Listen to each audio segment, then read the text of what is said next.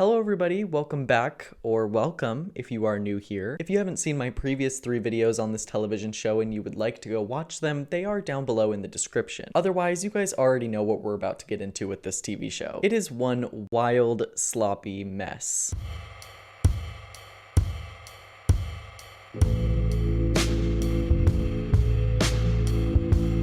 Before we get going, if you do feel so compelled, please go down below and hit subscribe if you would like to see more retrospectives such as this one. In the first 3 videos of this series, I felt like I could have done more. I felt like I could have talked about more instead of just recapping the episodes. There's really no incentive for you to watch the recap when you can just go watch the episode. This video I decided to make because I was kind of tired of doing the same format over and over and over again with the previous videos in the series. The first video I made on this series did really well, and then after that, well, not so much. I'm also just not exactly proud of those older videos because they lack commentary and direction in my opinion. Personally, I think I could have done a lot more. So if you expected this video to be a complete rehash of those videos, think again because I actually want to try and say something here. American Horror Stories, not to be confused with its predecessor American Horror Story, is an anthology series set in the world of the main series where each episode is self-contained as opposed to the seasonal anthology American Horror Story showcases. The spin-off was announced in May of 2020, but didn't begin production until the following spring before it premiered in mid-summer 2021. While the show didn't have a massive hype around it, as the main series had fallen far from grace during the turn of the decade, hardcore American Horror Story fans were extremely excited. I remember fan theories running wild on Twitter and Reddit. Some fans, myself included, hypothesized that FX would use the spin-off to try and keep the world building ever expanding. For a couple of years at that point, American Horror Story had had less and less crossover in each season. In the eyes of some fans, a spin-off was a perfect opportunity to catch up with some familiar faces who didn't receive the best ending in their respective season. Every season since 2015 or 2016 had left fans desiring more from it. From confusing character arcs to wonky endings to unanswered questions, the show was no stranger to disappointing its fandom at this point, and the spin-off gave fans hope that maybe it would right some of the wrongs they were forced to endure during the course of the last 5 years. And then, on June 23rd, 2021, our prayers were answered.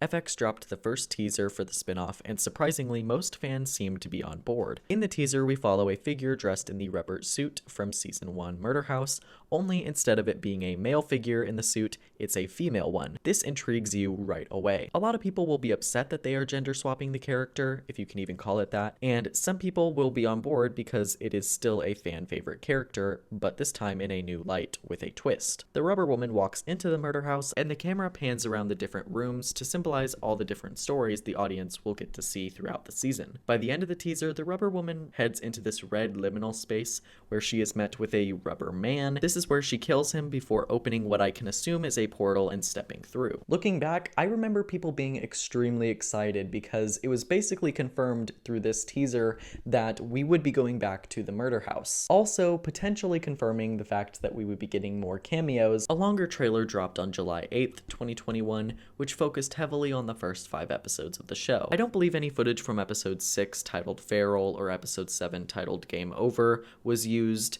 and that's probably because I think they were still in the process of filming those episodes when this trailer was made. Overall, I can't say too much about the trailer because it's only a minute long, but I remember people still being pretty excited. I was actually expecting a lot more cameos to be showcased in the trailer as a selling point for the season, but I decided to give the show the benefit of the doubt anyway. Around this time, we also got a few smaller teasers as well as some posters which centered heavily on the murder house and the rubber woman. Months before the trailers dropped, however, we learned the titles of the episodes would go as follows. Episode 1 and 2 would be titled Rubber Woman Parts 1 and 2, Episode 3 would be titled Drive-In, Episode 4 would be titled The Naughty List, Episode 5 would be titled Ball, Episode 6 would be titled Feral, and Episode 7 would be titled Game Over. While not much was known about the concepts of the last 3 episodes in the season, the first 4 episodes were pretty easy to guess based on their titles. Most fans definitely figured out by this point that the first episode would return to the murder house, since that was also confirmed in the first teaser I talked about. Episode 3, titled Drive-In, was easy to guess because the title is literally what the episode is about and where it takes place. Episode 4, titled The Naughty List, obviously refers to Santa's list of the same name,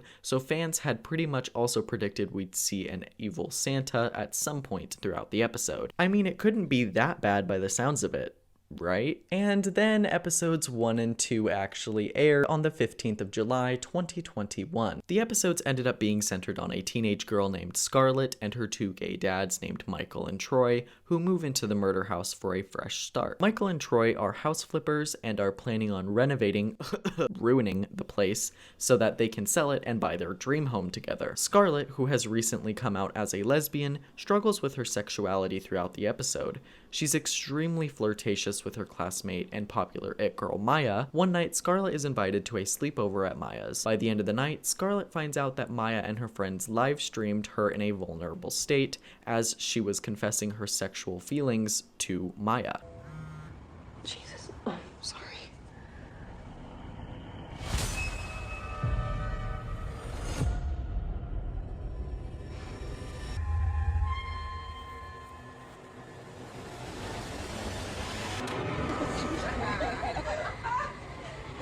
How fucking weird did that get? This causes Scarlett to run home and consider suicide before deciding to get revenge on the girls instead. She convinces Maya and her entourage to meet her at the house, which ends in her killing the girls for outing and humiliating her. Part 2 of the episode introduces us to Ruby, a ghost in the murder house who begins seeing Scarlett because she thinks what she did was justified. Elsewhere, Troy cheats on husband Michael with their contractor Adam. The trio then find the bodies of the teen girls hidden in an unfinished wall, which leads to Adam trying to blackmail Michael and Troy before he is brutally killed by the rubber man. It's also revealed here that Michael and Troy are off tier as well.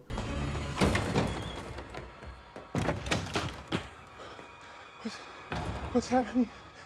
What's happening?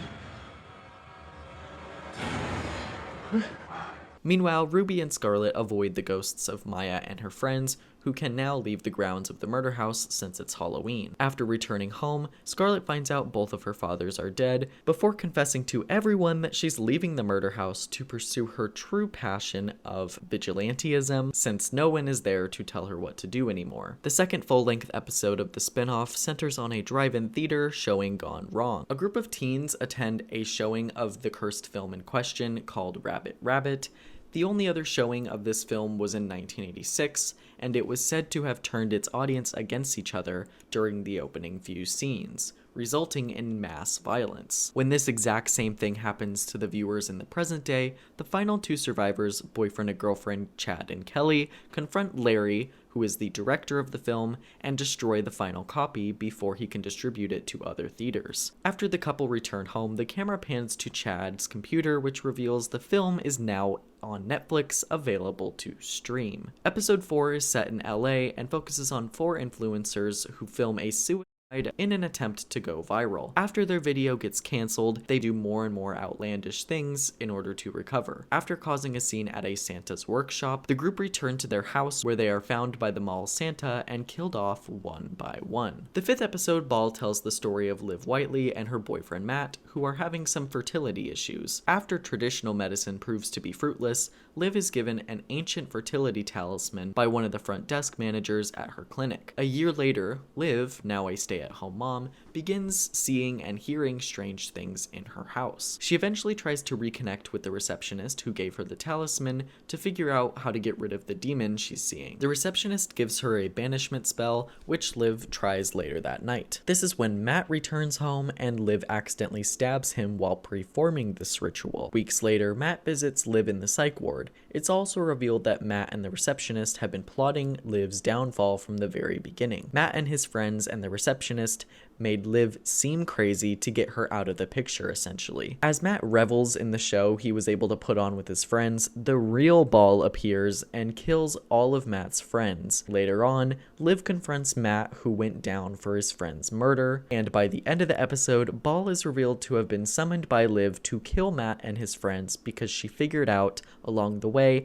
that they were the ones to try and make her crazy. The 6th episode, titled Feral, is about the former couple of Jay and Addie trying to find their long-lost son in Kern Canyon National Park, who disappeared 10 years prior. They are aided by local man Bob Birch in their search, and along the way they run into park ranger Stan Vogel, who has a bug up his ass about the park being filled with these mysterious creatures. Later on, the group are essentially attacked by said creatures. Eventually, they regroup with Stan before they are yet again found and killed by the monsters. Before they die, they realize that their son joined the group of cannibals all those years ago, and is sort of like in charge of them now. Episode 7 is about a video game developer who recreates the murder house in video game form for her son, who is a big fan of the hit show American Horror Story. So yes, American Horror Story officially goes meta in this episode. Basically, throughout the episode, the audience is led to believe that everything is happening in real time. However, by the end of the episode, it's revealed that the mother programmed herself and her son into the game, and that's what we were seeing all along. However, it doesn't get rid of the fact that this episode supposedly takes place in our universe, despite showing us characters like Ben Harmon, Adelaide Langdon, Twisty the Clown for some reason, and many others. If you haven't already seen the episodes, you may not be able to tell how horrible the writing is based on the concepts alone. A haunted film, a killer Santa, and a missing child linked to a group of cannibals all sound like decent concepts on paper, but trust me, all of these episodes struggle in the writing department. I also want to preface with the fact that the writer's room went down to just 2 to 3 writers around the turn of the decade, and the spin-off was no exception. I won't criticize Manny Koto, who wrote a majority of these episodes all on his own, that much in this video, because the man is no longer with us, for one, and for 2, he's done some phenomenal work on other shows like Dexter, so I don't think he's fully to blame here. I think it's FX and Ryan Murphy for wanting to cut costs. That is why this spin-off was botched. From the half-baked ideas to the lack of engaging and 3-dimensional characters, all the way down to the dialogue, nothing sticks out from the crowd in a particularly good way. Every character in every episode struggles to come across as a real person, and I'm gonna blame the writing here instead of the acting, because with dialogue like this... You guys are alive? You should have told the police about Scarlett. You should have done something, Shanti. You, stood in the way of justice, and you must be punished. I hereby sentence you to a really fucking violent and painful death. I'd do that if I were you. Why should you get to have all the fun? If you touch Scarlett or this one, I'm gonna be peeling your faces off every day for the next 1,000 years. Come on, girls. This isn't over yet. His pets smell weird. Thank God, there's always an excuse. Ooh, why? That right there. Your reaction, it says a lot. Yeah, it says I don't like people sticking their fingers in my ear. Girl, it's just another orifice. If you can't handle a finger in your ear, how are you gonna handle a dick in your ear? There he is, my fanboy.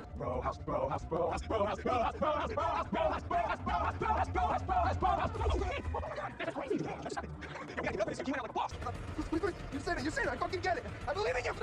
The actors undoubtedly had a really hard time with the material they were given. That being said, aside from the cringy dialogue, conceptually, the very idea of starting an anthology series as a spin-off of another anthology with a 2-part episode focusing on a return to a primary location from the first original show is just a bad idea. Of course, anthologies don't always have to be self-contained to be considered anthologies. There can be crossovers here or there, but American Horror Stories didn't even try to do its own thing. By reintroducing the most infamous house in the series, they are writing solely on nostalgia. And you might be saying, oh, Kane, there aren't even any returning actors for Murder House, so how is it nostalgia bait? Well, dear viewer, the entire story was stolen from American Horror Story Murder House. Not to a T or anything, but a lot of the elements and tropes were just ripped straight from that season. The broken marriage plagued by infidelity and lack of communication,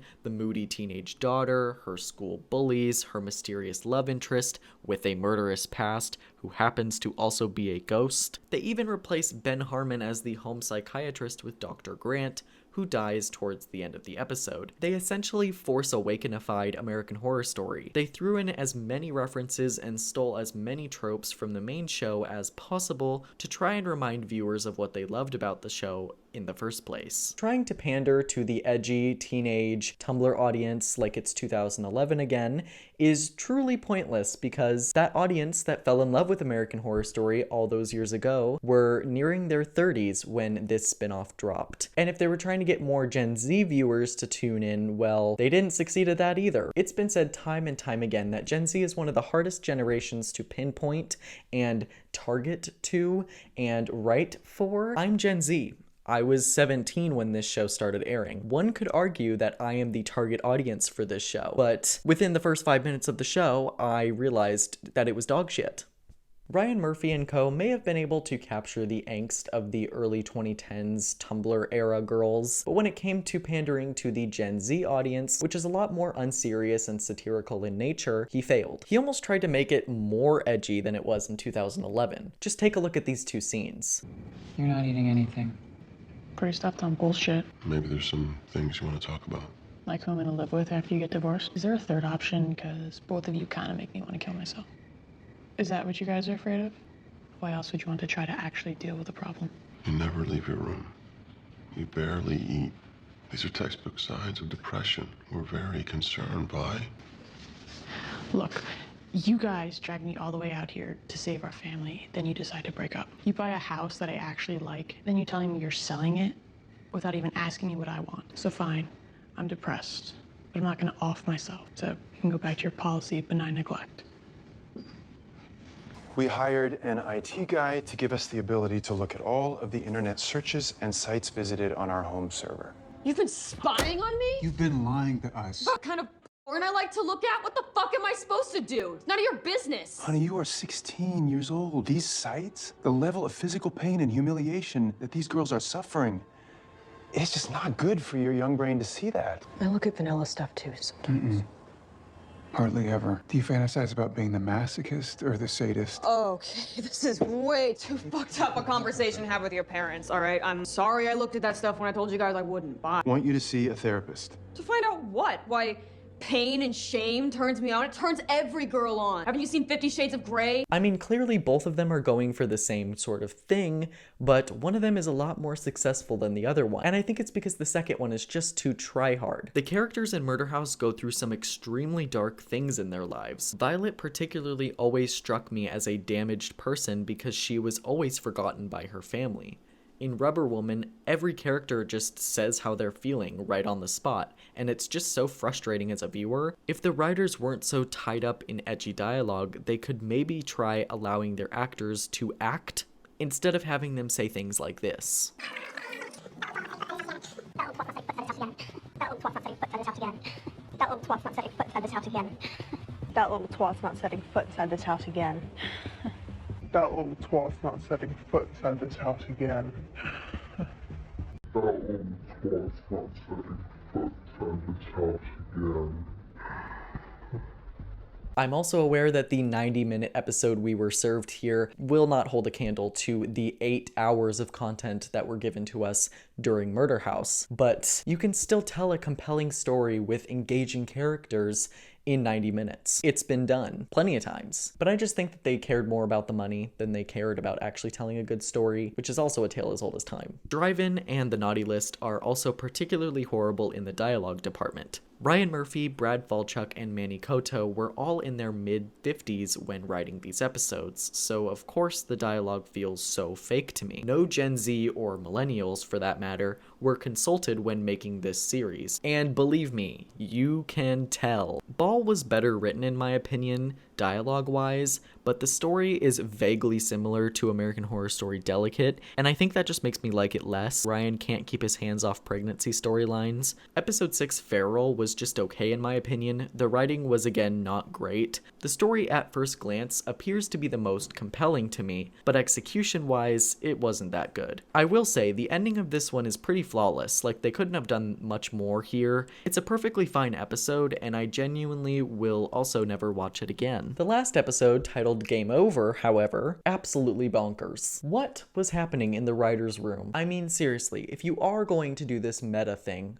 I'll hate it, but why make it so confusing? I don't understand why they had to break canon so many different times in one given episode. It just doesn't make sense to me from a writing point of view. Think about how confusing it is for the average viewer who isn't a super nerd like me. Some people don't even know that the seasons are connected, okay? Some people aren't even that locked in to the show. Why is it confirmed that the house is real, Ben Harmon is real, and the American Horror Story show is also real? Like, that's all in the main canon of the show now. You can't take that back. The murder house is also burned down in the game, but is it really burned down like in real life? I just fear this episode completely loses me. The dialogue is still atrocious, and I feel so bad for this actress because I believe she could have done a really good job if the writing was decent, but no. Speaking of the acting, this cast is severely underwhelming. The only big name actors from the main show who returned for this spin-off in season 1 were Matt Bomer, John Carroll Lynch, Billy Lord, Cody Fern, and Dylan McDermott. And I gotta say, none of them could really save it. That sounds like a lot of star power on paper, but when you consider the fact that Billy Lord was the only one mentioned to get a lead part, it really isn't. Most of the others were just used for guest roles and small cameos, so they weren't exactly doing their best work here. And the new actors and actresses like Sierra McCormick, Kaya Gerber, Madison Bailey, Renzi Felice, I hope I'm saying that correctly, Paris Jackson, and Nico Greetham were all pretty bland here as well, in my opinion. Along with a lack of star power came lukewarm performances from Nepo babies like Paris Jackson, Kaya Gerber, and Noah Cyrus. That's not to say that them being Nepo babies goes against their ability to come off as good actors, but to my knowledge, this was only Kaya Gerber's second time behind a camera in a scripted series. Paris Jackson and Noah Cyrus, a very similar story. I'm not saying there's anything wrong with casting Nepo babies, but I am so tired of seeing a writer, director, singer, or actor's untalented spawn in my favorite shows. Not all Nepo babies are created the same though. Just look at Billy Lord. I won't say she's the best actress to ever do it, but I would say that that woman has talent. She doesn't just ride on the coattails of her mother, Carrie Fisher. She actually puts the time in to study her craft and learn and try new things. You know, stuff that actors should be doing. Being a Nepo baby isn't 100% of the problem, although that is 50% of how we got there. The problem is Hollywood will never grow out of its nepotism problem. I just wish that they would take a chance on someone new. Someone who genuinely studies their craft and can bring what is needed to a specific role. Nepo babies are a thing that have always existed in Hollywood, and I don't think they're ever going to go away, unfortunately, but I do think it is time for them to learn how to act before they get whatever role they want. As stated in the previous videos I've made on this series, each episode of the spinoff is heavily inspired by other books, movies, or episodes of TV that share very similar themes. For example, episode 3 of the spinoff titled Drive-In takes inspiration from the Masters of Horror episode titled John Carpenter's Cigarette Burns. The 4th episode of the series, titled The Naughty List, is inspired by influencer culture of the mid to late 2010s, as well as some Christmas horrors such as Krampus and American Horror Story's own Lee Emerson character from Asylum. The 5th episode vaguely resembles Rosemary's Baby, which is a story that AHS has replicated countless times at this point. It's hard to tell what exactly is a nod to American Horror Story itself and what was inspired by Rosemary's Baby at this point. That's how many times they've copied it. I found the gaslighting aspect of the episode to be eerily similar to seasons like Cult and Delicate. All 3 of these stories see someone close to the main character try and turn them crazy for one reason or another. Feral is definitely the most unique episode of the series as far as season 1 goes. I can't really pinpoint a film or television show that feels like a direct inspiration for the episode. However, the episode did give me heavy The Descent vibes, as well as randomly some Roanoke ones because of the cannibalism and like the main characters being lost in the woods constantly. And finally, the first 2 episodes as well as the last one all take place in the murder house, so it's kind of hard for them not to be inspired by that season. I can't really think of a film or a book or a show that used this show inside of a video game inside of real life trope which I guess there's something to be said about the episode being all original, but that doesn't necessarily mean it's not dog shit. I've talked at length about the visual decline of American Horror Story in a separate video, so if you want to check that out, I have the video down in the description. The visuals for the spin-off, in my opinion, were never that good, so therefore I don't judge them as harshly as I would the main series.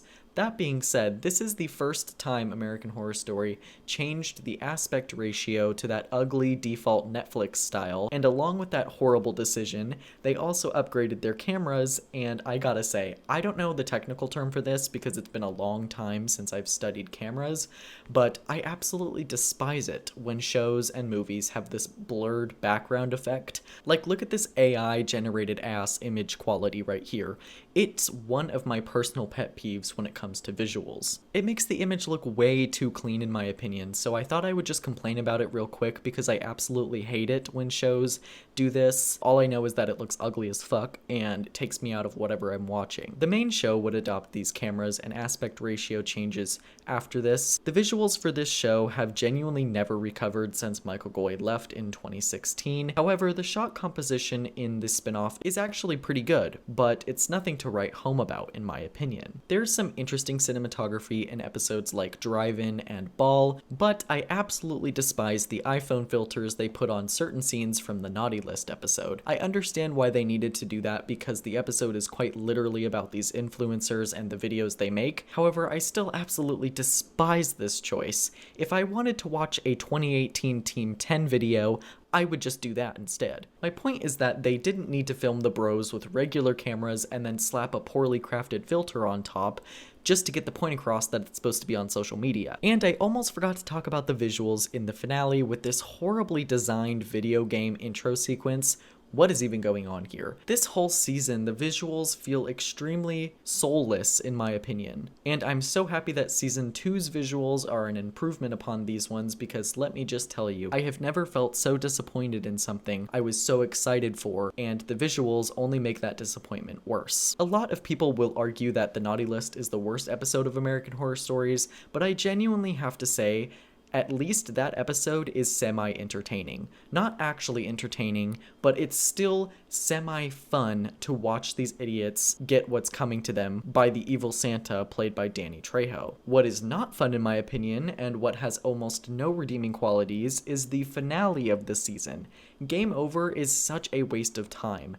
I hate everything about the fake stand-ins for Twisty the Clown and Bloody Face, Ben Harmon being the only ghost to show his face out of the main characters from Murder House, all the characters from Rubber Woman acting like family even though half of them had beef with the other just 4 episodes prior, Noah Cyrus and her boyfriend randomly being revealed as video game characters after a boring extended intro scene of them trying to have sex in the murder house, the house getting burnt down and the CGI looking absolutely atrocious. It's a rough episode to get through in my opinion. It just feels like a giant waste of time to watch this random mother trying to program an American Horror Story themed video game for her son who's constantly yelling at her that she doesn't understand him and his favorite pieces of media because she's quote unquote old, when in the end it's just revealed this entire subplot was just part of the video game anyway. Add to that the fact that they do confirm the murder house is real and American Horror Story the show is also real